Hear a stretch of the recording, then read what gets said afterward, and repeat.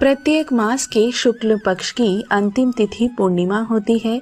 दरअसल चंद्रमा की कलाओं के उतरने चढ़ने से ही माह के 2 पक्ष निर्धारित किए जाते हैं। अमावस्या को चंद्रमा घटते घटते बिल्कुल समाप्त हो जाता है, तो अमावस्या के पश्चात बढ़ते बढ़ते पूर्णिमा के दिन वह एकदम गोल गोल बड़ा दुधिया चांदनी वाला नजर आता है। जिन दिनों में चंद्रमा का आकार घटता है वह कृष्ण पक्ष, तो जिन दिनों में बढ़ता है वह शुक्ल पक्ष कहलाता है। पूर्णिमा को पूर्णिमा, पूर्णमासी, पूनम आदि कई नामों से जाना जाता है। धार्मिक रूप से भी यह तिथि बहुत ही सौभाग्यशाली मानी जाती है, इसलिए इसका महत्व भी बहुत अधिक माना जाता है। सावन मास की पूर्णिमा तो इस मायने में और भी खास हो जाती है। आइए जानते हैं सावन पूर्णिमा के महत्व व पूर्णिमा व्रत व पूजा विधि के बारे में। 9 अगस्त 2025 दिन शनिवार श्रावण पूर्णिमा है। पूर्णिमा तिथि प्रारंभ 8 अगस्त दोपहर के 12:12 से, पूर्णिमा तिथि का समाप्त 9 अगस्त दोपहर 1:24 तक रहेगा। सावन पूर्णिमा पर व्रत रखने वाले ब्रह्म मुहूर्त में सुबह 4:28 से लेकर 5:16 के बीच स्नान कर सकते हैं। सावन पूर्णिमा पर पूरे दिन सर्वार्थ सिद्धि योग रहेगा, जो कि पूजा पाठ के लिए बहुत शुभ माना जाता है। अभिजीत मुहूर्त दोपहर 12:06 से लेकर 12:58 तक का रहेगा। पूजा के लिए इस शुभ मुहूर्त को सबसे अधिक शुभ माना जाता है। हिंदू पंचांग के अनुसार चंद्रवर्ष के प्रत्येक माह का नामकरण उस महीने की पूर्णिमा को चंद्रमा की स्थिति के आधार पर हुआ है। ज्योतिष शास्त्र में 27 नक्षत्र माने जाते हैं। सभी नक्षत्र चंद्रमा की पत्नी माने जाते हैं। इन्हीं में एक है श्रवण।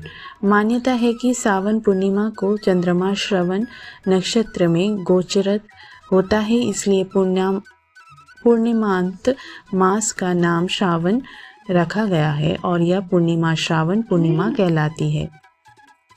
सावन मास की पूर्णिमा पर वैसे तो विभिन्न क्षेत्रों में विभिन्न पर्वों के अनुसार पूजा विधियां भी भिन्न होती हैं, लेकिन इस दिन रक्षा सूत्र बांधने या बंधवाने की परंपरा है, तो इसके लिए लाल या पीले रेशमी वस्त्र में रस्सों अक्षत रख कर उसे लाल धागे यानी मौली या कच्चा सूत हो तो बेहतर में बांध कर पानी से सींच कर तांबे के बर्तन में रखें।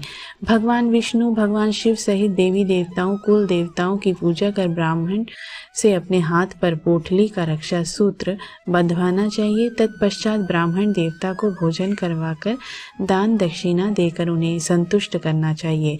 साथ ही इस दिन वेदों का अध्ययन करने की परंपरा भी है। इस पूर्णिमा को देव, ऋषि, पितर आदि के लिए तर्पण भी करना चाहिए। इस दिन स्नान आदि के पश्चात गाय को चारा डालना, चींटियों, मछलियों को भी आटा डालना शुभ माना जाता है। मान्यता है कि विधि विधान से यदि पूर्णिमा व्रत का पालन किया जाए तो वर्ष भर वैदिक कर्म ना करने की भूल भी माफ हो जाती है। मान्यता यह भी है कि वर्ष भर के व्रतों के समान फल श्रावणी पूर्णिमा के व्रत से मिलता है। दरअसल 8 तारीख को सूर्योदय के समय चतुर्दशी तिथि रहेगी। इसके बाद दोपहर 1:35 से सावन पूर्णिमा तिथि शुरू होगी, जो 9 अगस्त की दोपहर 1:20 तक रहेगी। सावन महीने की अंतिम तिथि यानी पूर्णिमा पर शिव जी का अभिषेक करना चाहिए। आपको बता दें कि भगवान विष्णु को तुलसी दल और शंख बहुत प्रसन्न हैं।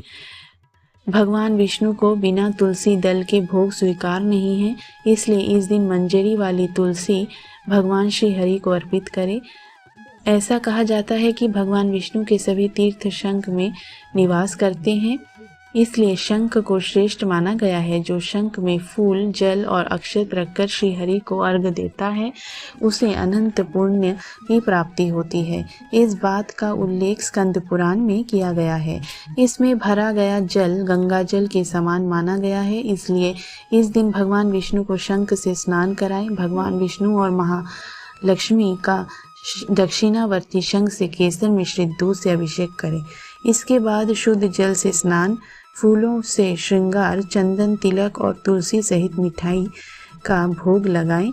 इस दौरान ओम नमो भगवते वासुदेवाय का मंत्र का जाप करें। पूर्णिमा की प्रत्येक तिथि शुभ और धार्मिक रूप से महत्वपूर्ण मानी जाती है, लेकिन सावन पूर्णिमा की अपनी अलग विशेषता है। इस दिन देश भर में, विशेषकर उत्तर भारत में, रक्षाबंधन का पावन पर्व मनाया जाता है। यही तिथि दक्षिण में नारियली पूर्णिमा और अवनी अवितम के रूप में मनाई जाती है। मध्य भारत में इसे कजरी पूनम तो गुजरात में पवित्रोपणा के रूप में मनाया जाता है। इस दिन कुछ क्षेत्रों में यज्ञोपवीत पूजन एवं उपनयन संस्कार करने का विधान भी है। जप, तप, दान, दक्षिणा के लिए यह तिथि श्रेष्ठ मानी जाती है। इसी दिन अमरनाथ यात्रा का समापन भी होता है। चंद्रदोष से मुक्ति के लिए भी यह तिथि श्रेष्ठ मानी जाती है। ओम नमो भगवते वासुदेवाय नमः।